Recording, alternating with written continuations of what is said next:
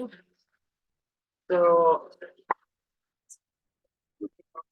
I am bringing the May 14th, 2024 regular business meeting of the Lincoln County School District to order. And we are going to start with our land acknowledgement. Go ahead, Cecil. We ask that you take a moment to stop what you are doing, to listen to these words as we recognize the land that we are currently inhabiting. No matter where each of us is physically located in Lincoln County, we must understand that we are on traditional homeland and unceded territory of indigenous people.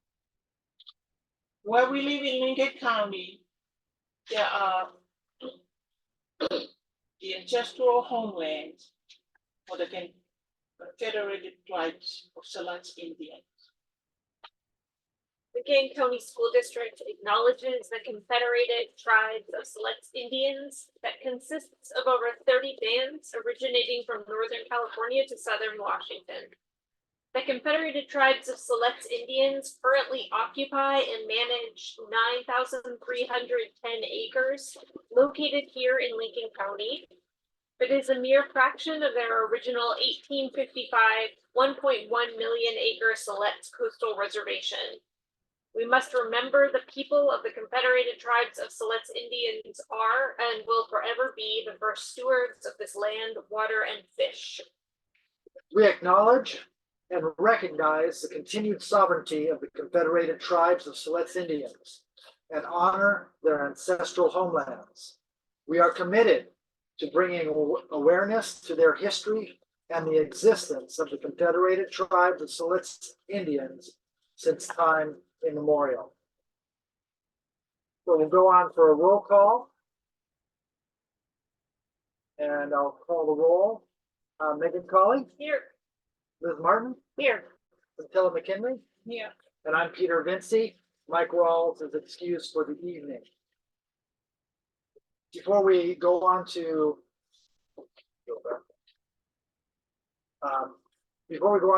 introductions, just want to read this small description. Oregon law prohibits discrimination in all public elementary and secondary schools that receive state funding, including discrimination based on perceived race, color, religion, gender identity, sexual orientation, disability, or national origin. All comments during our public board meetings will follow these policies. I would like to highlight two of these policies, AC, non-discrimination, and ACB, every student belongs, in regards to appropriate public comments. We'll go on to introductions. Dr. Tolan, do we have any introductions tonight? Yes, it's Sue Graves in here. Sue, if you could just come up really quickly. Sue Graves is Lincoln County School District Safety Coordinator, and she is who was able to help make it so that we could have our board meeting here. So I just want her to speak about that really quickly. And if they're in here, if you could introduce the people who gave our tour, that'd be great. Yeah, thank you so much. Thank you for being willing to have your meeting here today. So this site here at the airport now is a designated site the state has, only 3 on the Oregon coast, or if there's a big Cascadia earthquake and tsunami. And so they have all of these tents and all of these supplies that are set up are now staged here permanently in 2 shipping container disaster caches. So it'll be a designated place for the big earthquake happens and some people are injured, and this will be the point where helicopters will bring people in from north of the bridge, from south, and bring them in here to get evacuated out, to get medical help, to get evacuated out to Central Oregon or other places where they're really going to be able to support, as well as for tourists and others who are visitors who are here. They need to be evacuated out. But this will be the place for Lincoln County to be helicoptered in and taken out, or supported while they're waiting to be taken out. So it's a really cool thing that we're practicing this. And sorry, I should be looking at you guys. Practicing it with all these agencies and getting used to what this looks like. And then building our capacity, the state's capacity and our local capacity here to support our the people who live here as well as visit here. So thank you all for the extra effort that you took to come out here and for waiting for shuttles, for waiting for gates to open and all that. We really appreciate that. It's a good thing as a community to do this. And so I'm really grateful that all of you are willing to do this today. Thank you so much. Yeah, and thank you, Sue, Yeah. for your commitment to emergency services for our district and our county. Really appreciate it. My pleasure. Make a difference. And thank you to our tour guide in the back. Oh, yeah, there's. He's not really the tour guide. That's Jeff Gilbert, and Yeah. Jeff is one of the main organizers and coordinators of this whole effort. He works for the state of Oregon in the Office of Resilience and Emergency Management. Did I get it right? Yeah. And so Jeff, thank you so much for all of your efforts for really designating Lincoln County as one of the 3 sites on the Oregon coast. We're so glad to host and to be one of those places that, you know, a hub for the state and for Fed support after disasters. You're great leaders. That's why we picked you. Thank you. Thank you so much. Thank you, Sue. So we will now move into communications. Eddie, do we have any written communications to the board? None. Okay. And do we have any blue cards from the audience? No cards were turned in, and I just don't know if maybe someone didn't have an opportunity. So you Okay. could just ask the audience if anyone was wishing to speak to the board on a topic that is published on the agenda. So kind of what he said, anyone in the audience wishing to speak to the board about any topic that is in the agenda, now's your opportunity. Okay, thank you. So we're going to go on to recognition, and I'll start tonight.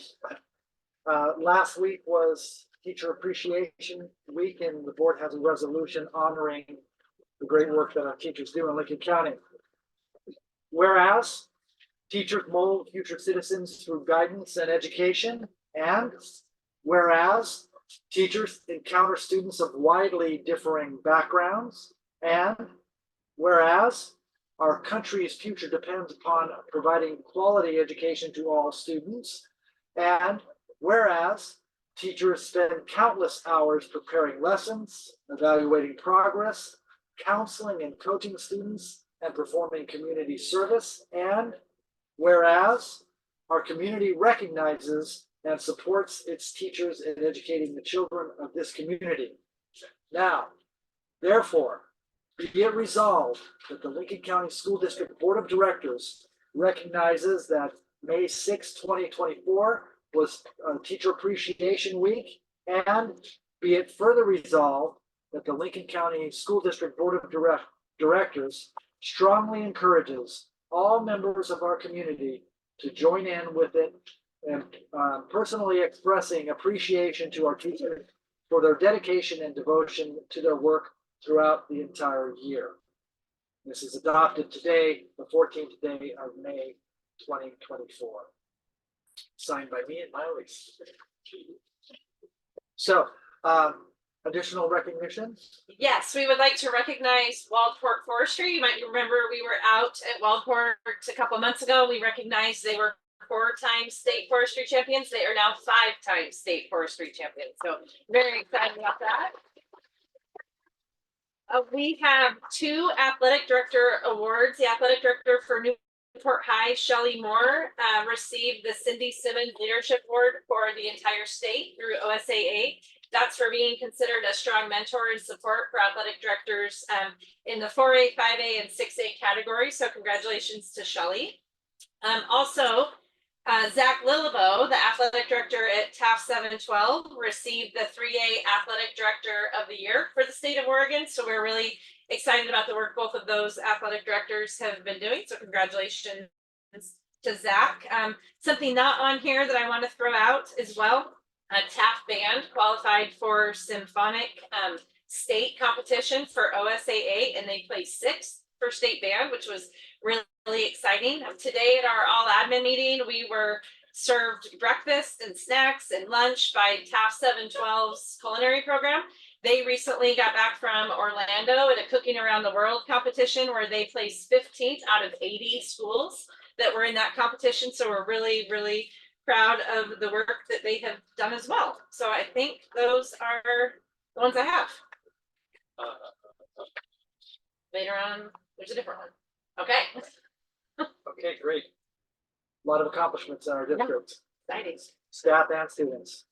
Top 712 skills USA. That Was was that that. a- Yeah. So we do have our two representatives from the LCA. It's your opportunity to speak tonight. Don't worry, no, that way. Shannon Spencer, Lincoln County Education Association President. I wanted to share a few things real quick. Last month, actually on the date of this meeting last month, I had the honor to take our Black students at Toledo Junior Senior High School to the AAYLC, which is the African American Youth Leadership Conference at Oregon State University, where Black students come from all over the state, and they get to just feel empowered and be empowered and learn about the opportunities and the achievements and see themselves in the future. I had one student who said at the very beginning that they felt uncomfortable because there were too many Black people around, and that hurt my heart to no end. And then by the end, they were really excited. They were so glad they had gone. All of them have just had a little bit extra kind of what's the word, confidence in the hallways. It's really hard. We only have 4 Black students in our school. So we also had Siletz was there and Newport Middle School. And I was hoping to impress on the board. I know we're looking at budget pretty soon here. And I was, I think this would be a great thing to do district-wide. If we could find a way to start doing that for busing to get these kids there, because they really need that community touch. OEA-RA was last month. That's the Oregon Education Association Representative Assembly. It's the largest democratic body in the state. And while we were there, Trevor Stewart, our own vice president, got a new business item passed unanimously, virtually. I think 3 people voted against it, that said that we should update the data that was collected for our crisis of disrupted learning report that came out just post-COVID. The report came out, or just pre-COVID, the report came out, and then COVID hit, and we haven't updated our data since then. And so the OEA will be updating that data for Oregon so we can really see what's happening in our classrooms and then be able to actually respond to that. And last but not least, there was a North area get together by Sarah Horban, put that together up in the North area. And it was just a really great night to have all the staff come out and do some trivia. And she made a bunch of handmade little gifts for people to win in raffles. And it's just those kind of like those things that, teachers need to know that it's okay and we're all in this together and we're almost going to make it and the end of the year is near. So these are just some really cool things that we had happen as far as the union goes. Any questions? All right. Today I thought it would be appropriate, given the location, to give a shout out to our community emergency response team teachers: Cyrus Flanders, Philip Reed, Dennis Parsons, Andy Bettingfield, and Rachel Wallace. We have a community emergency response team training at every single school, and it is so cool to see. I remember when my niece came and observed my classroom last year, when we were doing a school, like the CERT class was doing a disaster simulation. I remember very clearly because the medical tech was right outside my classroom window, and the theater kids were pretending to be injured and in pain, and they did a really great job at really expressing their pain loudly and clearly. But my observation aside, it was really great to see them get that kind of hands-on practice, and it really speaks to how committed this district is to making sure our entire community is prepared by preparing the next generation. So they do great work, and I'm really glad to have that program here. Thank you. We are too. Yeah, thanks. Yeah. Thank you. Thank you. We will now move into reports, and starting with the student report. Mr. Ewing, you have some student interpreters that work for the aquarium. Okay, We borrowed a couple of chairs on this chair here.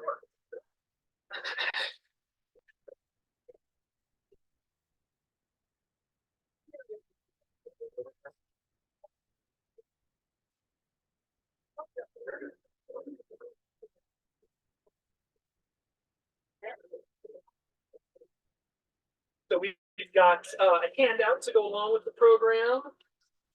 Oh, this feels so much like the teaching days in the class. Paper for you.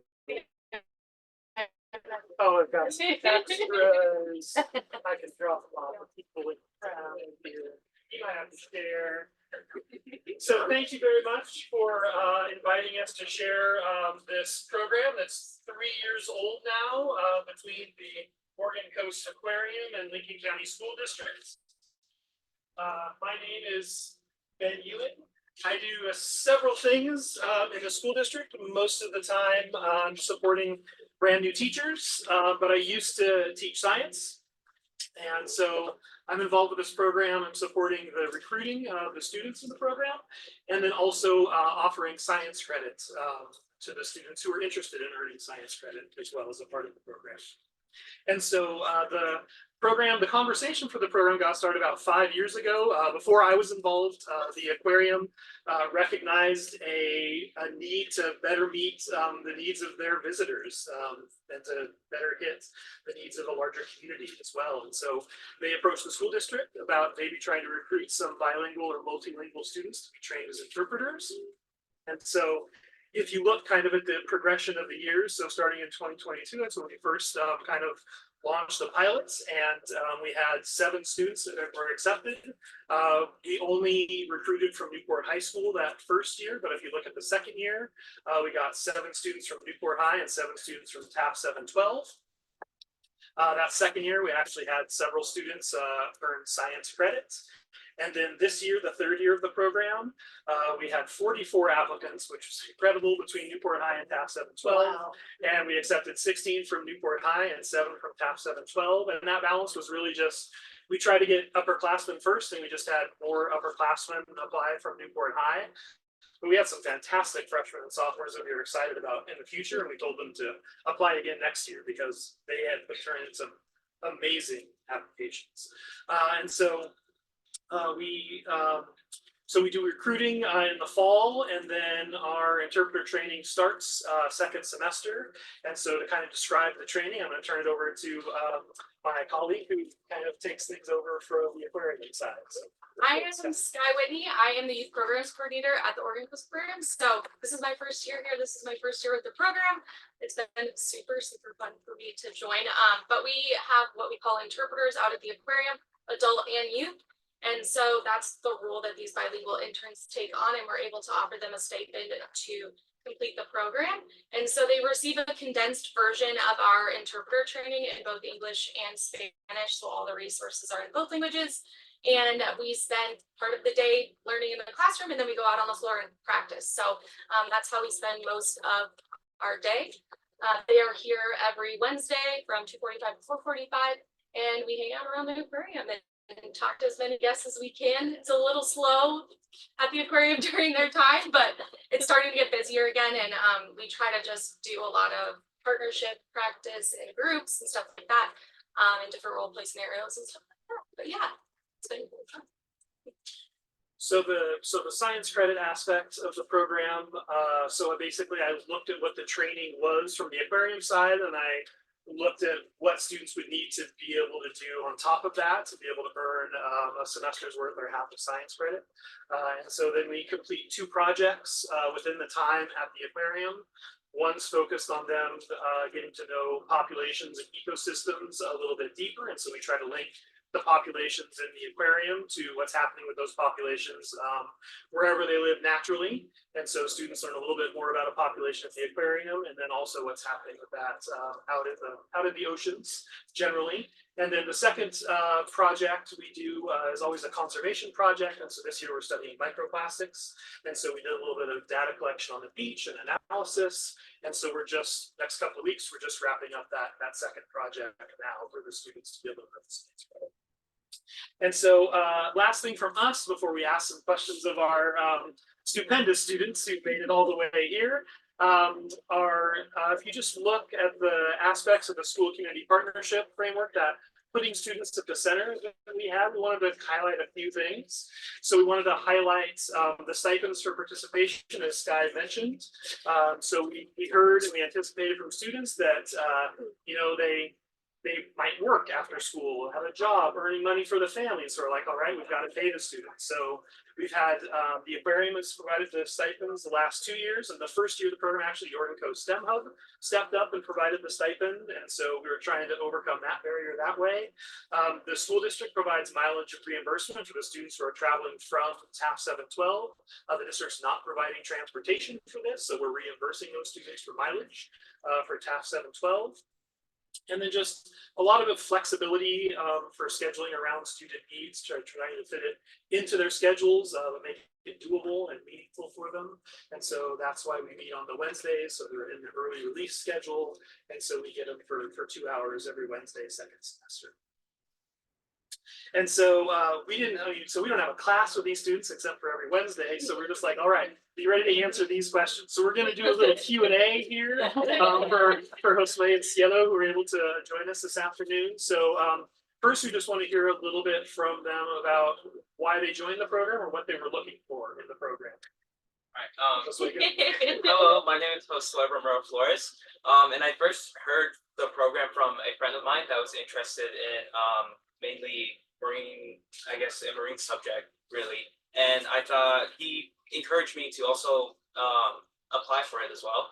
And I thought it would be a great opportunity to, I guess, get to know the town better, because I realized that I haven't really been to the aquarium much, even though it's one of the, I guess, biggest tourist attractions. And I thought it would be a good experience to get almost a professional job experience as well.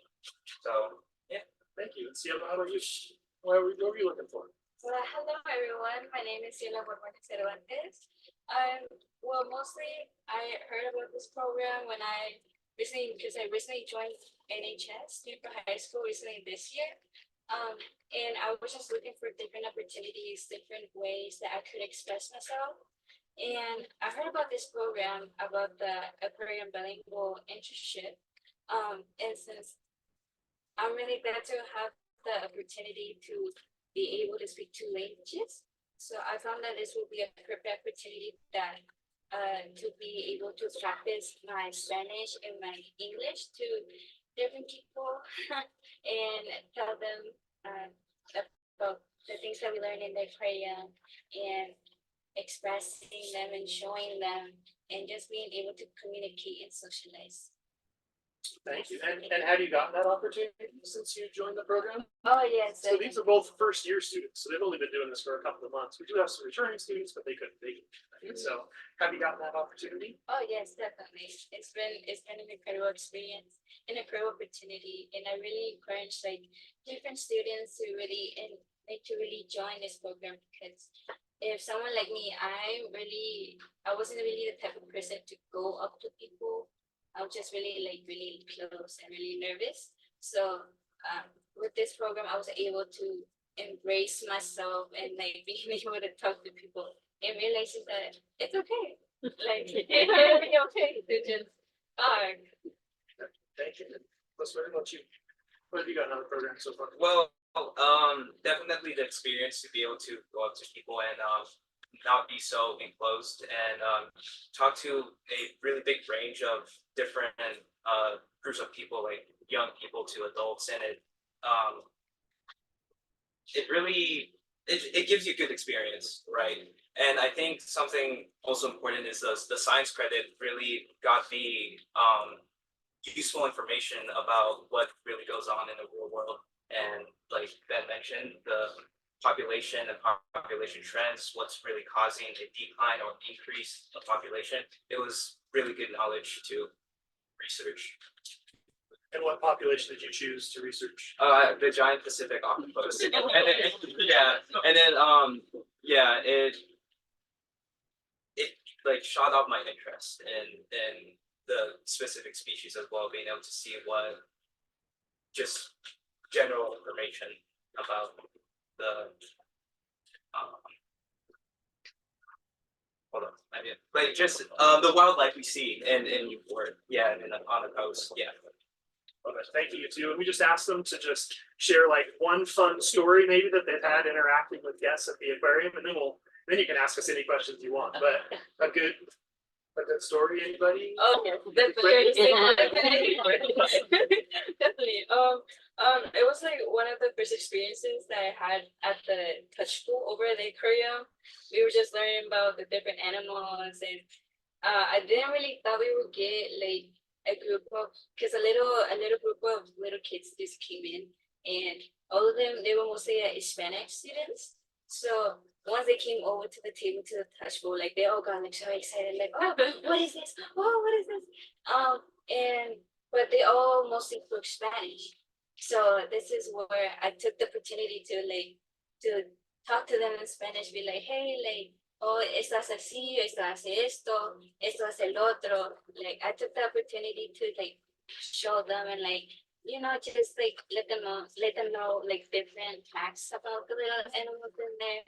And they just got all like all excited. It's like, oh, I did not know that. Like, oh, like this is so cool. Like, oh, like this feels funny, you know.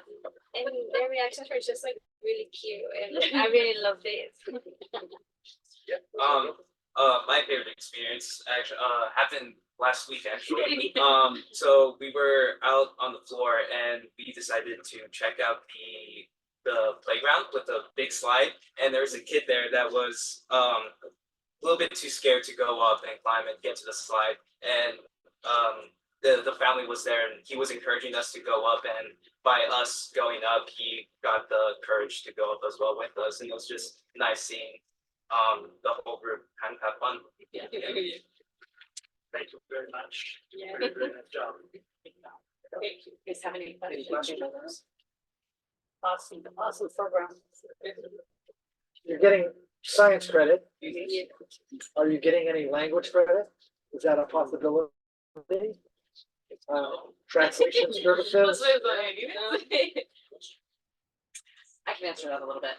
So we've talked about looking at a communications career and technical program. Part of it would depend on licensure, and then the number of hours that they're in this program for training compared to what it would take to be able to get that credit. But we have had that conversation partly because we also had at least one ASL student who has participated. And so how can we try to get that through a career and technical program? So we don't have it yet, but we definitely have had conversation about being able to add that to existing CTE programs in the district and what that would look like. I would love to see that, because being able to translate, you know, it's a whole range of circumstances that your ability, and as you develop that and understand who you're speaking with and how to reach them, that's really valuable. Yeah, very cool that you're doing that. Anything you would change? No. Great. Good answer. No, but be thinking about that as you're finishing the program. Like, what is something, you know, it's had slight changes every year, and so what are things that maybe you think, hey, this would make it even better? Yeah. Thank you so much for coming, and thank you to your family too for coming out here. Thank you.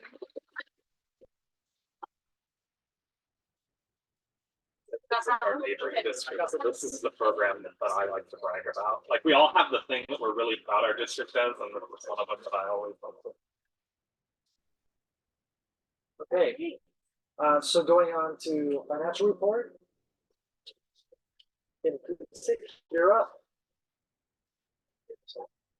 I'd love to next. I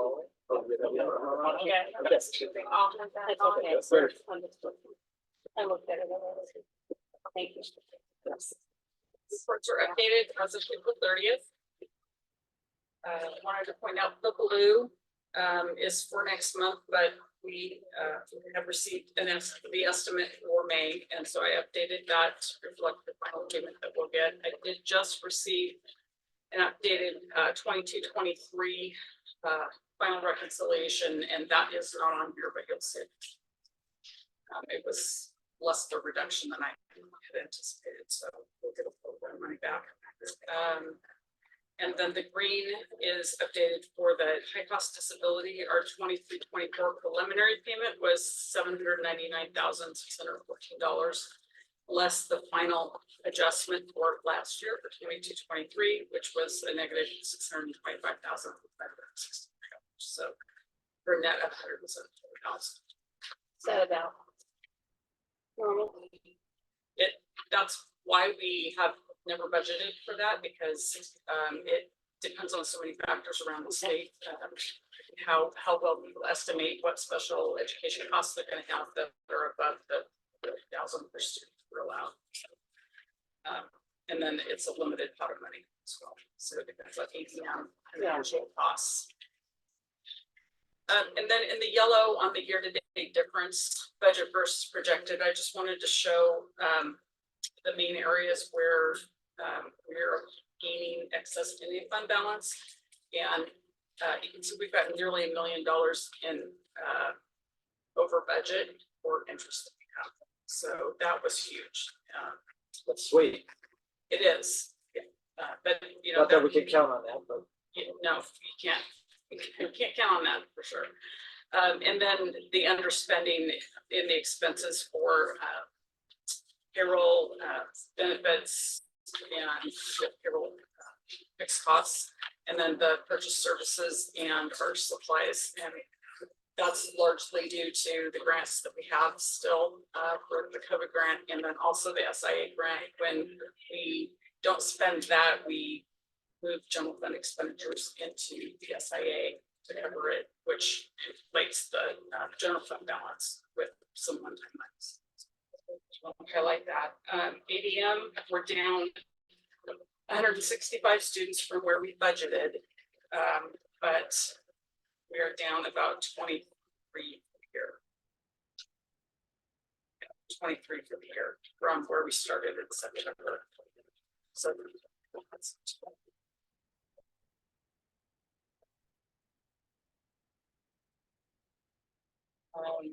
have much to say on the Harrison report. Just again, interest rates are up. Fees charged to grants, we're still getting caught up on those journal entries because we have a new employee in that position, and then working on budget. So we're a little behind on that. You'll see that getting caught up in the next 2 months. Services. before you go on to that, Sure. Kim, I did have a question, and I don't know how much this is into the weeds, but I was looking at fees charged to grants. And I just had a general question about how that functions, how that works.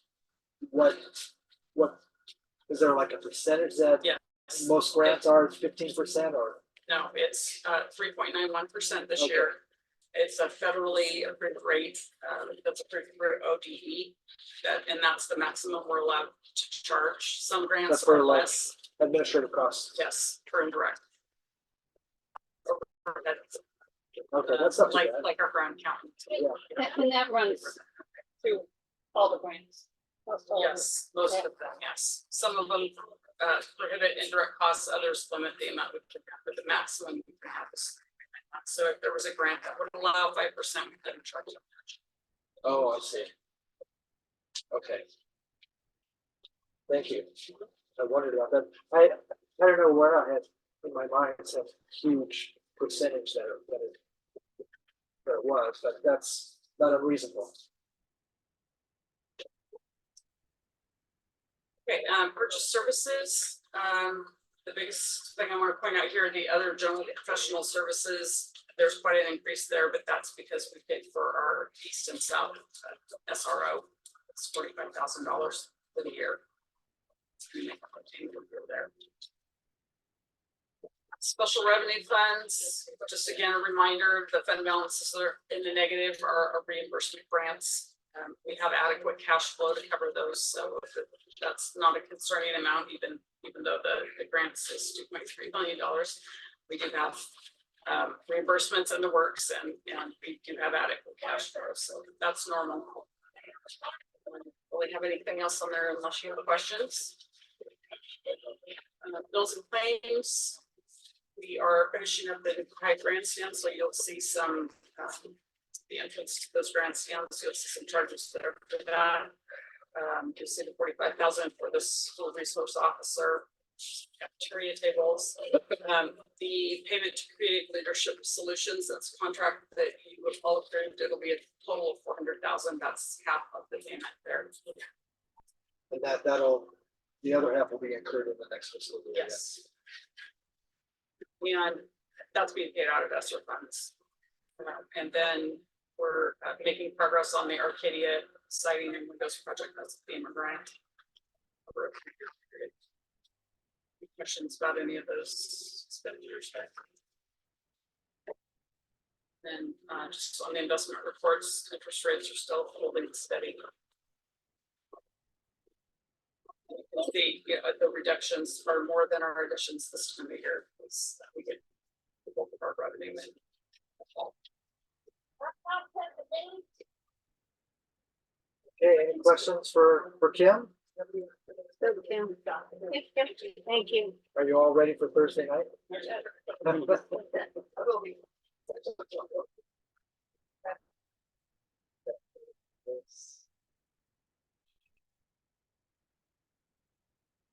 Okay, so for student report. Yeah, Just written. just written. Any Yeah. questions? Anybody have? Food services? Written. Okay, no questions. Nutrition? I did love your photo of the presentation that they They had. did a great job. Yeah, we have such great people in this position. Yeah, they did a great job. They presented, Nutrition Services presented at Lincoln City Rotary, and North Lincoln Sanitary was there, and they emailed me today, and they will be visiting Newport Middle next week to look at how Newport Middle has their composting structured for lunch, to see if there's a way they could help replicate that at a school in the north. So that was exciting. That's exciting. Yeah, that was really cool.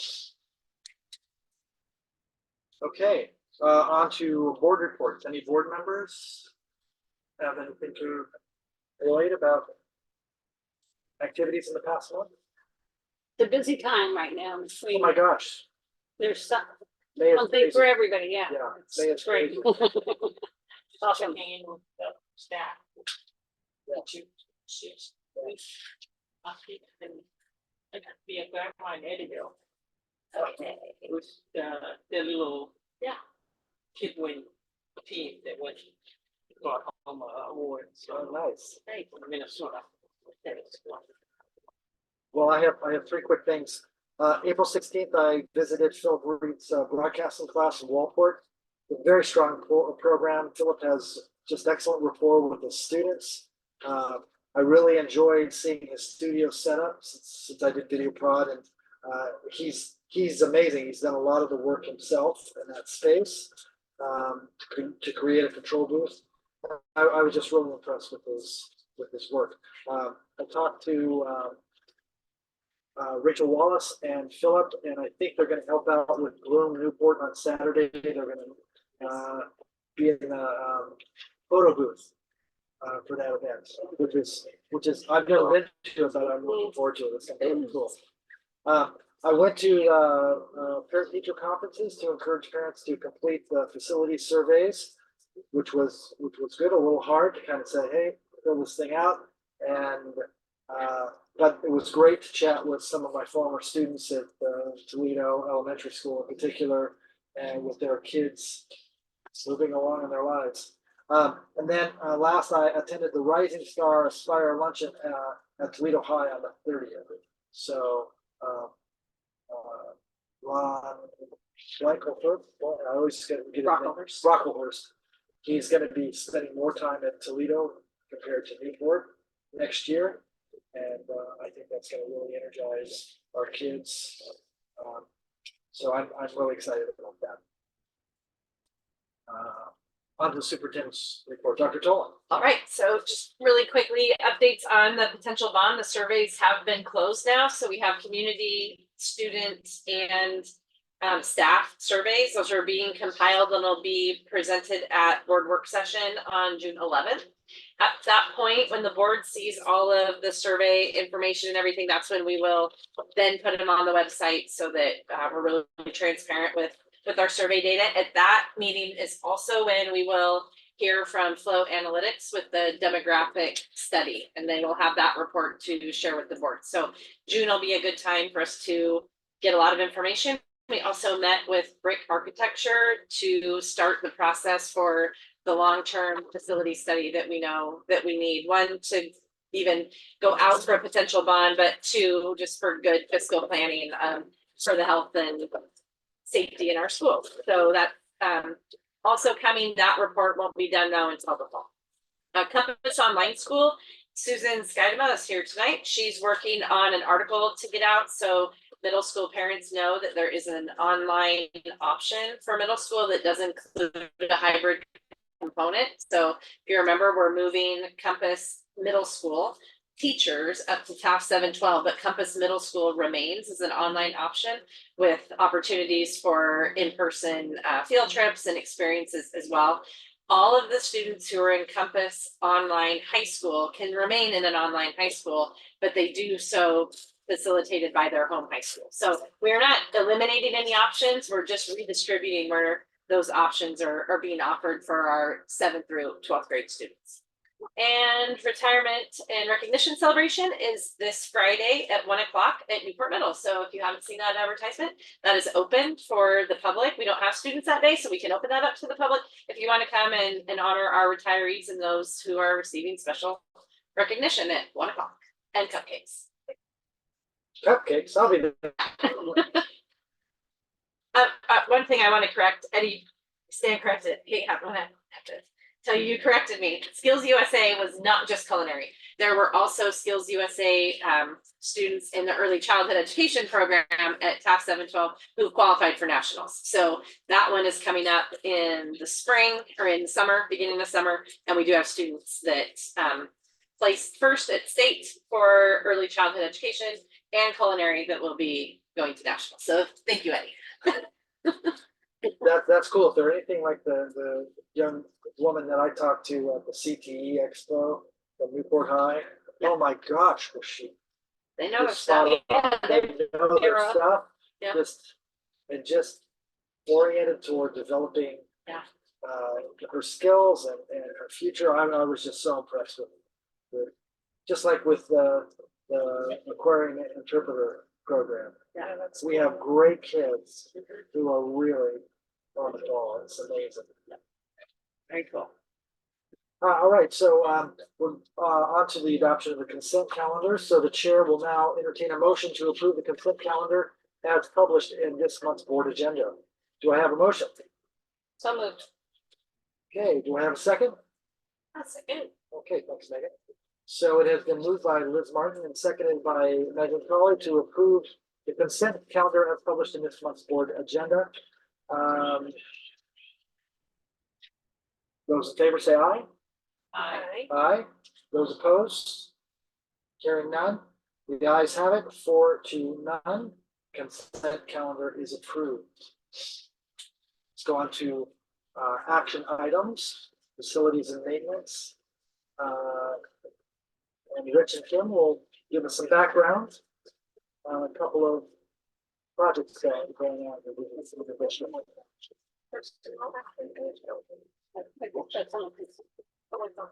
So we award, and advertised in Portland paper, Daily Journal's Commerce and Oregon Buys for the siding on A, which is the middle of an Arcadia.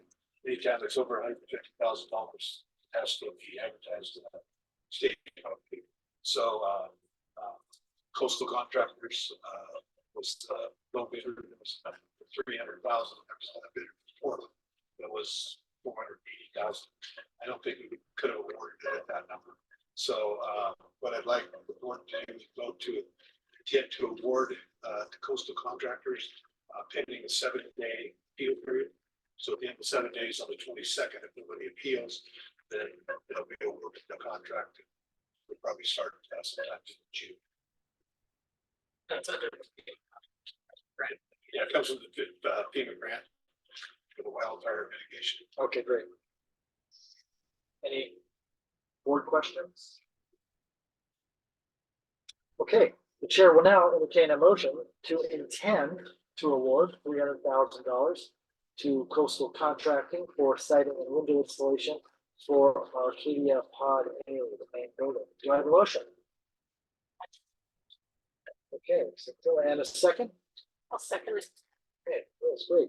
So it has been moved by Centilla McKinley and seconded by Liz Martin to intend to award $300,000 to Coastal Contracting for siding and window installation for Arcadia Pod A. Any last chance discussion, questions? Hearing none. Those in favor say aye. Aye. Aye. Those opposed say no. Hearing none, the ayes have it, 4-0. The motion to intend to award passes. Okay. The next one is we have three requests for playgrounds, one at Olala, one at Pondview, and one at Taft Elementary. We intend to use ESSER funds to build these playgrounds, to pay for the playgrounds themselves, the materials, and facilities maintenance will do the installation. We have to have it's ESSER funds, so we have to have the money spent by September 30th. And on playgrounds, it can take 8 to 12 weeks to have them built and delivered, just the components, not including installation. So that's why we're asking for a vote tonight. Two of the projects have been already approved by ODE. The third, they have said that they feel it's a great project. It meets the requirements, and they'll approve it. They'll send it to the committee for approval as soon as we get the integrated planning tool updated. I'm waiting on a little bit more information from the charter school before I finish that. As soon as I get that, then it'll go to the committee and it'll likely be approved. But we also need board approval for anything written by us. So, one thing you need to know is realistically, probably, Taft Elementary, the exam cases are going to use that we're putting in. I talked to both principals and tell them they probably won't get them. The reason the facilities doing it is like $100,000 for one and $70,000 for, we can put them in, it's just time will be the issue. All the stuff I've already promised for the summer. I talked to both principals and said, you may not get them until middle of October, and both of them said, we want the playgrounds broken. So they know ahead of time. You know, they're never going to do it for us. We won't get it done. We will, but we need to get everything else we promised with that. And that's not going to be a problem with the end of September deadline? No, we just have to have the equipment on site Okay. by then.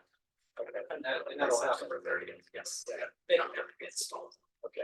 It looks like we were counting the weeks. Yeah. As long as they do what they say, it'll be fine. Okay. Okay, great. Any other questions? All right, the chair will now entertain a motion to approve the purchase of an ADA playground at the Olala Center for the estimated cost of $31,000 from the Long-Term Care and Treatment ESSER Award, and the purchase of an ADA playground at Point View Elementary for the estimated cost of $150,000 from the Jumpstart Kindergarten ESSER funds, and the purchase of an ADA playground at Taft Elementary for the estimated cost of $252,000 from the ESSER 3 ARP funds. I would love that one. All right. Yes, to more playgrounds. Okay, and second? A second. All right. So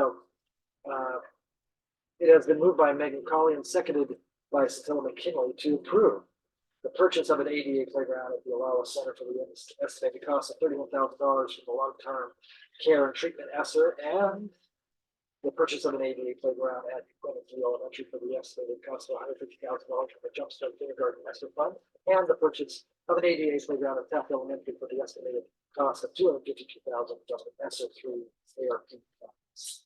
Any further discussion? Hearing none. All those in favor say aye. Hi. Aye. Those opposed, nay. The ayes have it 4-0. The motion to intend to award passes. Thank you so much. Thank you, guys. Yeah. Thank you.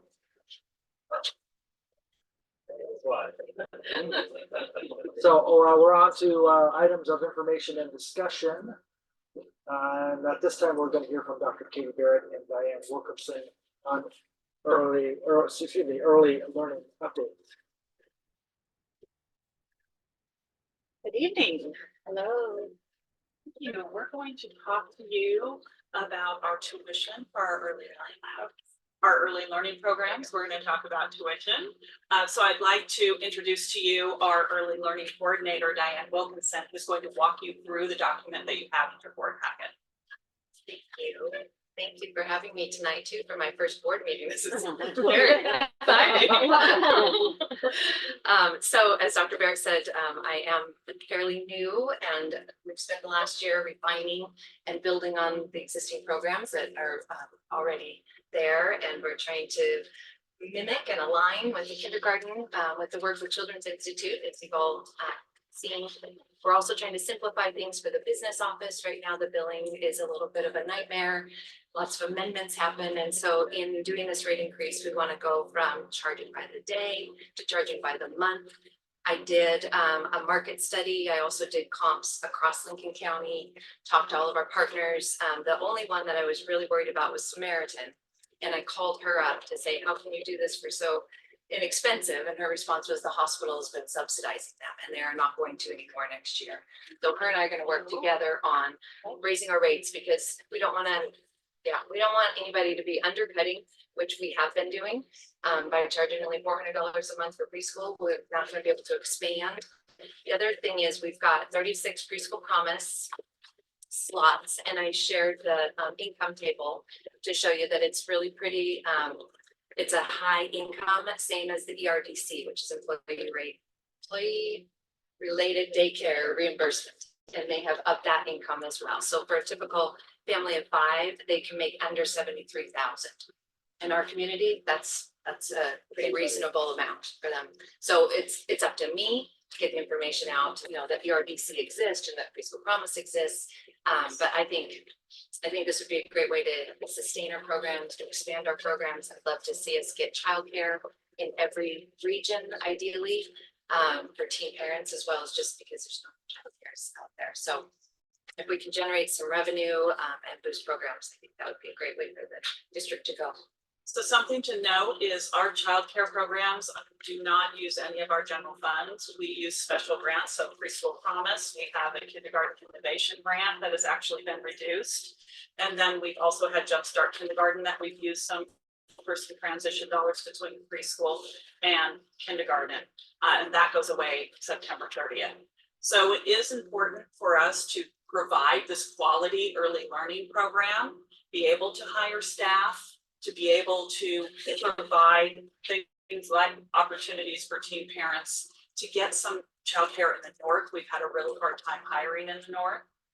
So looking at these increases really is going to help us sustain our programs and really working on those kindergarten readiness skills in our preschool programs as well.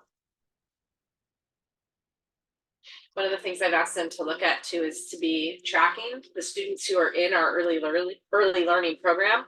Where do they then enter kindergarten at compared to students who maybe were in a different early learning or not in early learning at all? And how can we be working on any gaps that exist with that? What do we need to do with our program to broaden it to support that? So yeah, and that's something that Diane's already been working on, really looking at. We had a really good preschool model foundation. Now we just need to add in some more kindergarten readiness skills into our programs to increase the quality even more. So you might have told us, but how are you getting this information out to the parents of these kiddos? I would, kind of broadcast it, on everything, on the websites and the papers and the, Facebook, social medias, things like that. Also letters home. I think, all of our communities are very small communities, so word of mouth is going to happen before hopefully I leave this building. So I think it's important for me to explain, the opportunities that, we want to get everyone there. And the only way we can do that is by raising our rates. And everybody knows for a couple of years, you have to pay for childcare or preschool. It's just the facts. And, if we are providing high quality, which we need to raise rates if we want to continue to provide high quality. I think everyone's and we're raising rates to comparable rates with our kids. Yes, it's not even yet, to where it should be. I just feel like the more information we can Absolutely. give parents right now, instead of having a sticker shock, For sure. Why this is why it's happening. There's two things I think too that, Preschool Promise gives us $14,000 a kid because that's what they think it takes to do high quality preschool. and we charged $4,000 a year. So I think that's a really important, formula to put in front of them, that this is what it costs for us Yeah. to provide 3 staff and meals and, all of that. And then, there was another piece of the comparable skating.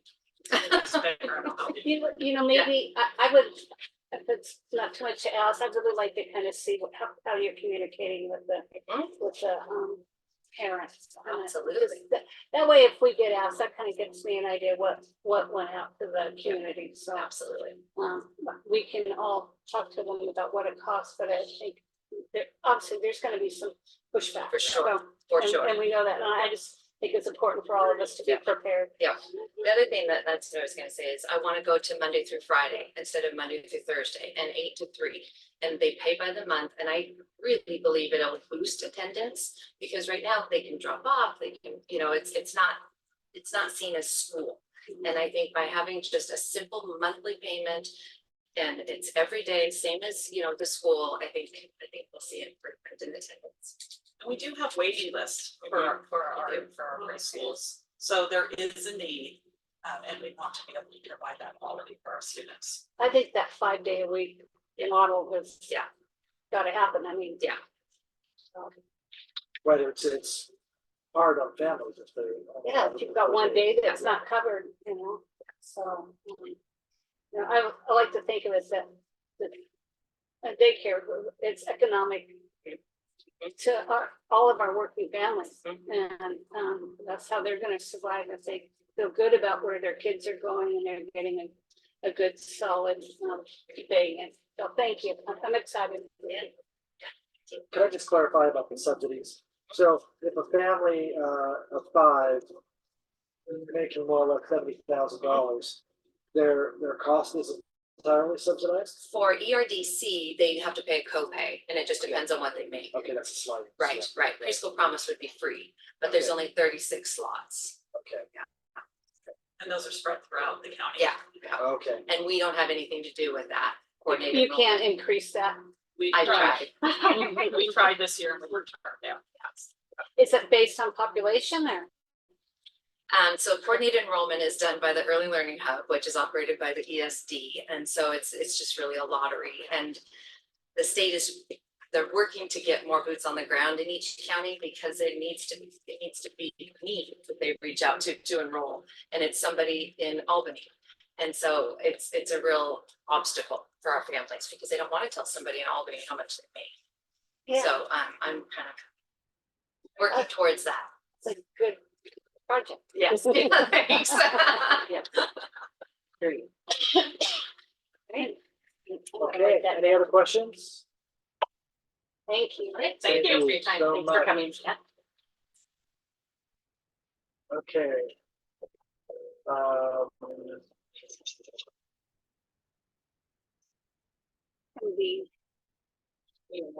And do you want to say anything about Yes. the rift? Yeah, Tiana just, Dr. DeVries just said to read this to make sure I take it.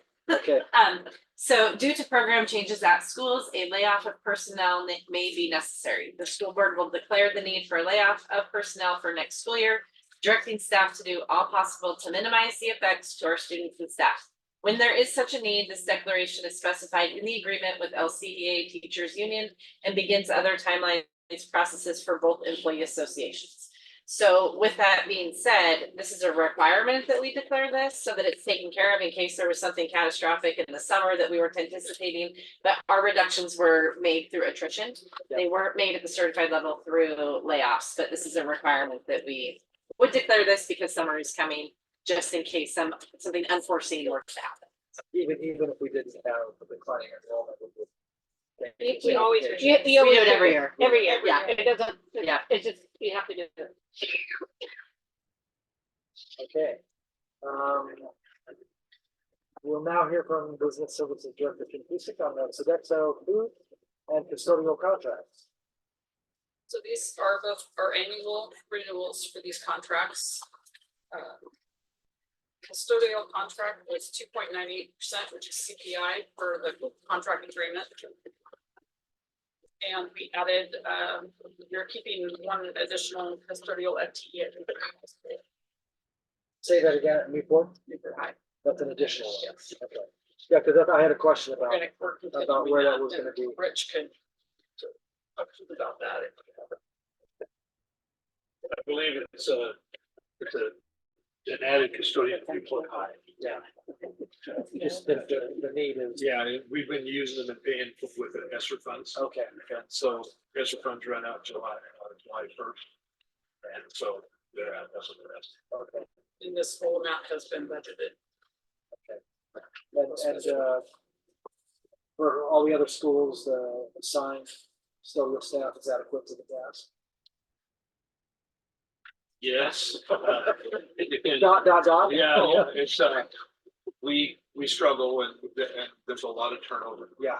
And it's, not as bad as busing, but it's hard to keep custodians in the schools. Yeah. And, sometimes we do really well and sometimes we have some that, lately, we've had a few we've had to let go. So, And they work at it really hard, but it's a continuous job. Yeah. It's not, you know, in the old days, when I first started, being custodians have been here for 25 years. Right.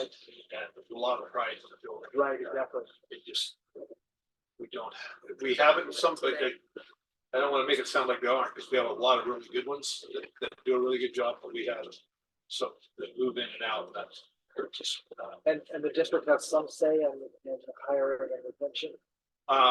more in the retention, we let them do the hiring. Okay. If the principals aren't happy, or a superintendent might not be happy with something, like Mitch, I was in the school, a little bit, probably this one, but, so then I talk with Greg and say, hey, go look slow. Yeah. This hasn't got that, and then you know, it isn't for lack of trying, it's just, keeping enough people and people actually showing up and going to work when people just don't come to it. You wouldn't think that a clean, tidy school has much of an impact on what learning is about. But Oh, it's it's the everything. opposite, yeah. It's everything. The one that I was the most proud of was police health, going to the portables outside. Oh, yeah. And the noise of the kids going in and out. When we turned that into the building and you walk into the building, it was quiet. The kids are sitting attentively. Yeah. Learning. I was just, this is really worth it. This is really cool. Okay, any other questions on custodial? And the other one is the food services contract. It's the first renewal of our 5-year agreement. Again, it's governed heavily by OPE, child nutrition programs. They tell us the maximum increase that we can give them, which was 4.2%. Sodexo came in at 4.09%, so slightly under that. And you'll see that reflected in here. I did notice today that the page numbers are wrong. There's about 24 pages, and that's because there are required elements that they send out in their template, and we just didn't renumber the pages. Some of them don't apply to those programs. So I'll fix that. That's kind of a complicated document with It is. all the different prices for all the different levels of. The main information is on the first pages. Yeah, it's gonna say, The rest of it's just food you service. can't do anything with it. Yeah, a lot of We have regulation. no choice in any of Yeah, that. So Patty and Jamie do a really good job. they do. Just every time they present, I'm just so impressed and satisfied with. We're never gonna let them retire. There you go. We've got so many people. We have a lot of people that don't get to retire, sorry. Not happening, we'll bring them out here to the tent. Okay, any other questions? These will be, action items Next time. next time. Okay. Consent agenda. Unless. Consent agenda.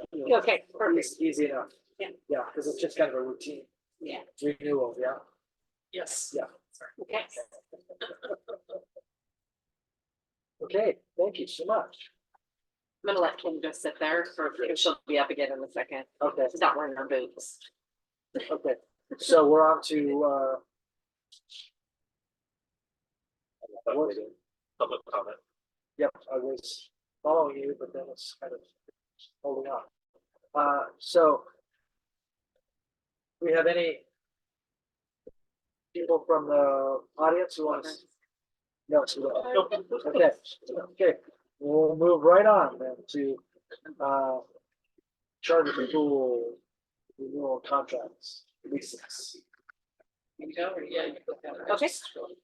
So in the middle of getting the budget document ready, Kim also worked incredibly hard on the charter school contract renewals. So those are in here for a first read. On May 28th, when we have a work session, that work session is really to ask anything clarifying or learn anything more about the charters that you would need. So we want to make sure that we take a look at that prior. That's also when we will look at career tech charter. They did turn in that application, so that's all part of that May 28th work session. And we'll get the career tech. No, proposal. you'll get the report. Okay. That's, yeah, we have to schedule it Okay. to do the report for the career tech, so they're two Okay. separate. Because these are contracts. Correct, yeah, So we're yeah, not- these are good. We're not The at the other stage. report. Correct. Yeah. Yeah, so the things to just kind of highlight, and Kim can add any that if I might miss, we needed to add a section on cybersecurity expectations to the two charters. So Kim worked with the technology department on what that needed to say, and these contracts that you're seeing have gone through legal counsel as well. We did propose an increase to the cap at Eddyville. Eddyville's consistently supported and educated students above the cap, and they work really hard at that. And we felt that that was appropriate. Their board had requested that last year for us to review, adding that when the contract came up. So we did propose that. We looked at a lot of just clarity and strengthening our sections around school improvement. They were in lots and lots of different places throughout the contract. And so we worked with legal review on how we could solidify that and really streamline what the academic and attendance expectations are for both charters. And we are proposing that it is a 10-year charter extension. We're allowed to do that by law. We actually thought, both schools thought it had been done last time, but it had only been a 5-year extension. And so we feel confident with those agreements of proposing a 10-year. We will still do the annual review. So you'll still see from them and hear from them regularly. But we didn't think that we needed to go through the contract renewal process. However, we'll continue to look whenever law changes and make sure we're keeping the contract updated for law. We also can always do like we did before at SLETS when we had to do a review because of additional concern and have conversations if the charter agreements either side are not being met. Both boards would still have that capability to question if the charter agreements are being met. And there are provisions to get out of the agreement if they're not meeting their end of it. Right. And it would just take an amendment to the agreement. Yeah. I think the To 10 make a years change. good. Yeah, then Yeah. it's. There, yeah, there's enough safeguards there's- in there. Stability for that. I hadn't read this before. I don't think Probably not. yeah, but the contract went, it was readable, well organized. I really appreciated that. Yeah. And I highlighted a couple of areas where we still maintain the right element of control of what happens out there, particularly with academic improvement, academic achievement, kind of tied to our meets or exceed percentage. They have to equal or better what the school district does, which fair enough. Yeah, the agreement doesn't have any expectations on the charters we don't have on our own schools. So it's very consistent with Yeah. what we would Yeah. expect for any child in Lincoln County to receive in their education. So Additionally, we are updating the facilities leases. We didn't do that this last time around, and so we've been in a month-to-month situation with them for the existing lease agreement, which is fine, but we wanted to update them with the 10-year lease that coincides with the charter agreement, just to keep it consistent. So we all, yes, we do. That they are responsible for all of the upkeep, maintenance, and that's their responsibility. and there's some discussion, maybe preliminary about them buying the buildings.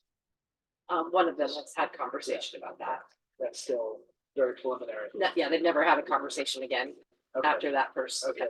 They might be on their side, but not anything that we would be engaging back and forth with after the first conversation yet. I'm not sure where they're at.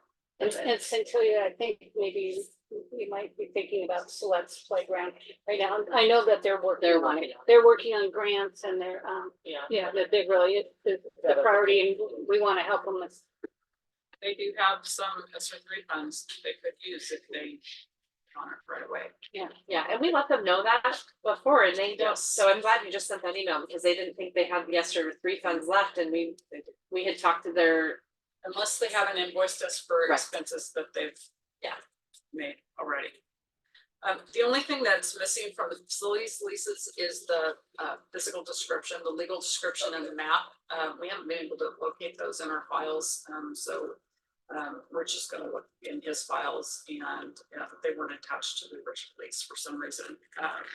But we'll get a good legal description from the county if we need to. And that will be attached as exhibit 1. We'll have that hopefully before. So on the 28th, we'll approve these.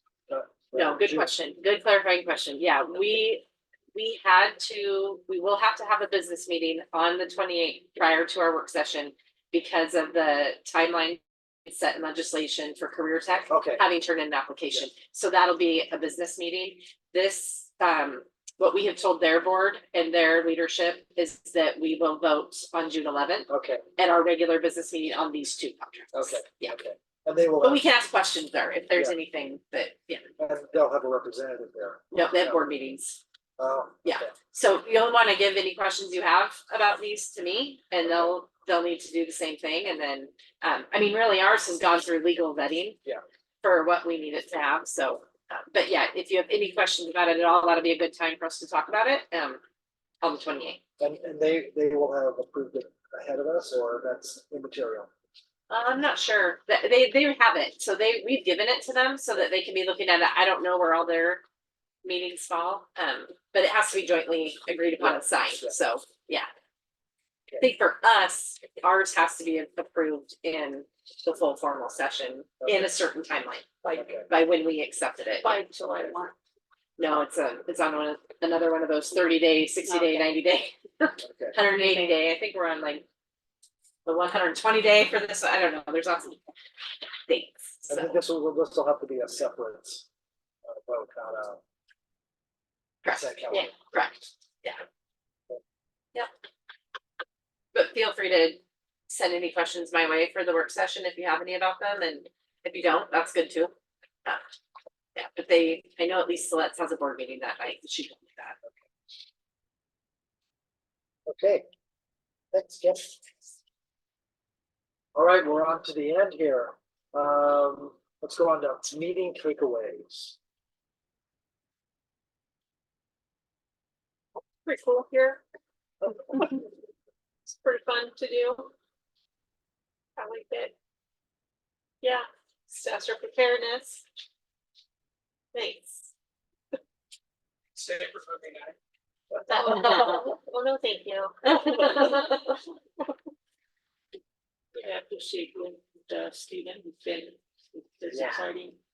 I'm also especially excited about you taking the Stephen to Oregon State. I serve on the Oregon State Board of Galapagos. And hearing that. So I'd like to go with you next time. Yeah. Oh, that'd be awesome. And thank you for working with the early child. So let us know if you want to get the words out be more for the South County, glad to host a meeting for you.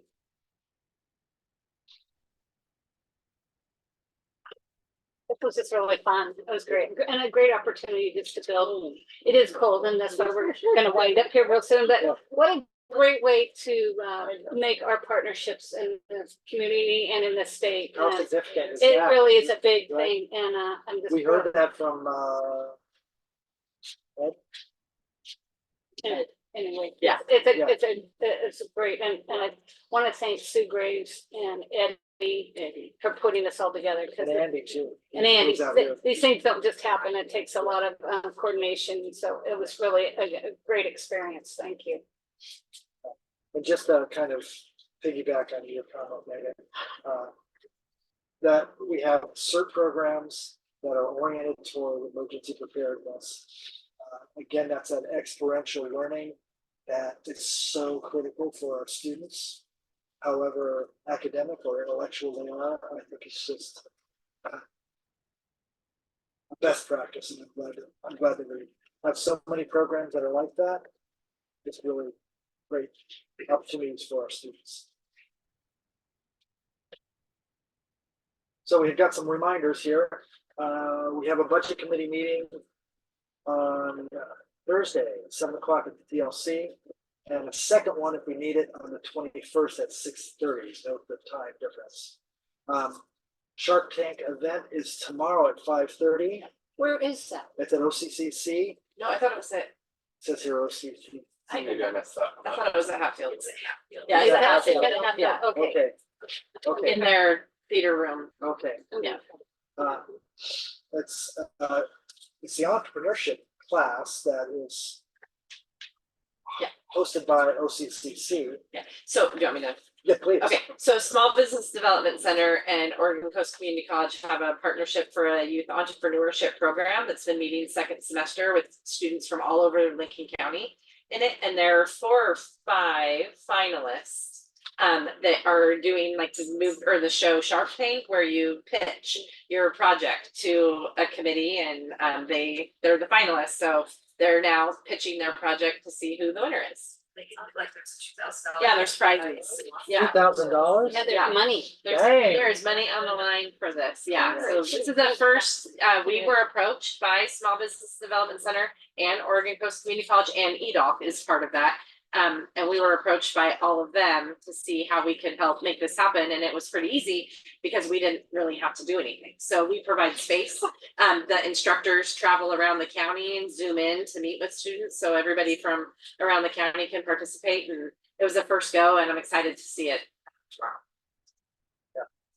I watch Shark Tank often. Yeah. So I'm looking for the deal to see if there's a royalty deal or a high equity or Yeah. somebody gets their company bought or whatever.